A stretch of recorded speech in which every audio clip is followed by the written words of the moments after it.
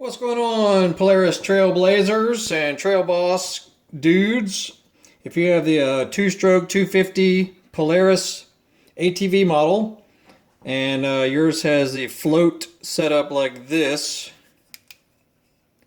notice it's got the two little shafts, little float shafts right there, and these floats are supposed to freely be able to come up and down. You know, if you haven't been in your carburetor in a while, like this one was not, we just put this one in our ultrasonic tank, and it turned out really nice, as you can see, because it was in really rough shape before. So, you know, we're still doing a little scrubbing and whatnot because we were unable to find a good aftermarket one. Even though, you know, I don't prefer to go aftermarket carburetors if I can help it. But sometimes these carburetors are in such bad shape that it would take you so much time to clean it and rebuild it. And even then, sometimes you're not, going to get it right because passageways are so filthy and built up with crud and crust and ethanol residue and whatnot. Sometimes replacing it is the best option. But if you try to get OEM new carburetor, I won't even go there. Don't even look up the price. But if you're, if you're able to rebuild and clean yours, I recommend you use an ultrasonic tank because they can do things that a single brush cannot do. Because this thing had been sitting for several years and it was in really bad shape. So we did about 30 minutes in the ultrasonic tank using the solution called Simple Green Crystal. Simple Green Crystal is really good, for aluminum parts like this, where you have to be careful using other solutions because it may discolor aluminum or it may turn it dark gray or something. So you have to be careful with some. If it does not say it is good for aluminum, do not use it because you can damage aluminum parts permanently. So yeah, I prefer a Simple Green Crystal. You can get it in most stores and online and whatnot. Anyway, some things to look at.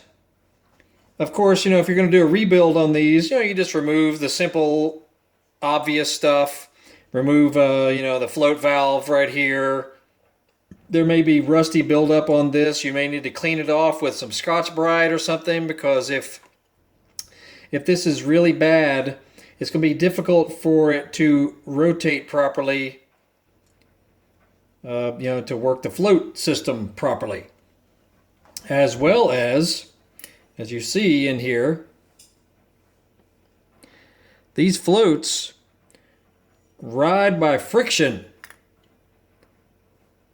They are on these little rods here and here.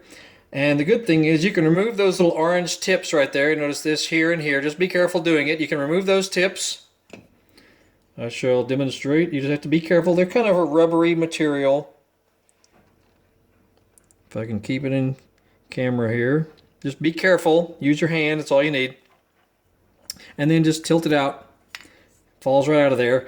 Use your Scotch-Brite pad, for this rod right here on the outside. Scotch-Brite that because if it gets built up on this rod outside here, it'll make it difficult for your float to move properly. And also if you can, you may have to use a poker or a tiny little brush. It's going to be tiny. See if you can get it inside there as well.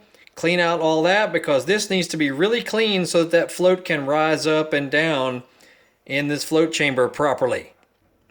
Okay, now we're just about done cleaning this one, but just wanted to give you a quick showing of what it looks like in there. It's not impossible to clean. Just use some small brushes and some sort of carburetor cleaner, an aluminum cleaner, anything that can clean the buildup that's on all these little rods and things.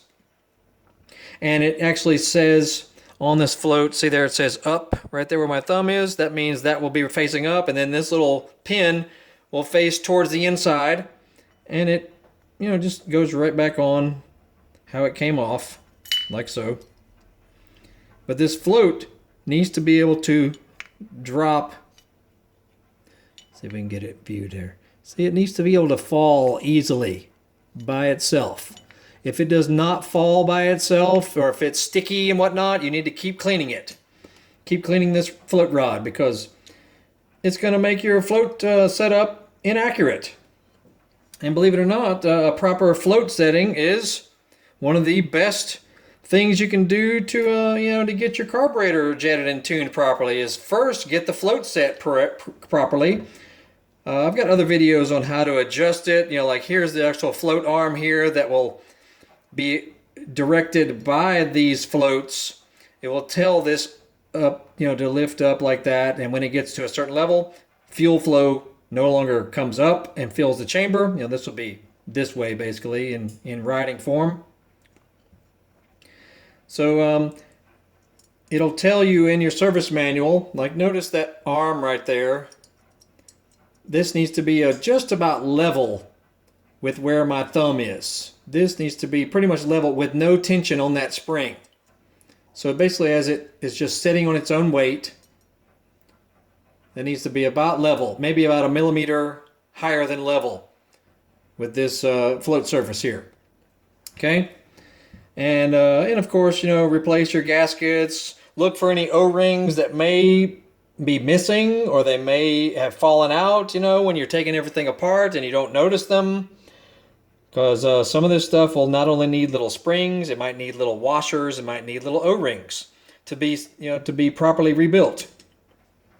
So you may want to look at your online parts diagrams to make sure that everything is back, put it back in properly, and that'll help you get everything set up properly for when you're ready to crank this baby up again.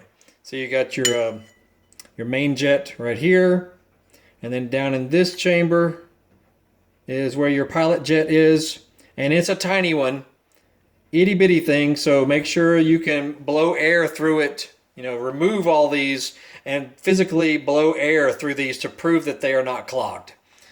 Because if your pilot jet's clogged, you're going to have pretty much an impossible time trying to crank this thing. Same with any dirt bike, or ATV or whatnot. If your pilot jet is clogged, and it is possible because they are so tiny, any little debris or ethanol residue or anything in there that clogs your pilot jet can wreak havoc and make the thing run like crap. And you're wondering what is going on. Just check the orifice of the pilot jet first and foremost, and then of course same with the main jet. Anyway, that's about it. Just wanted to show you about the float mechanism. And then when you're done rebuilding it, this little teeny thing here, you gotta hold on to it. Little bitty orange cap basically that goes back on the top of the little float rod.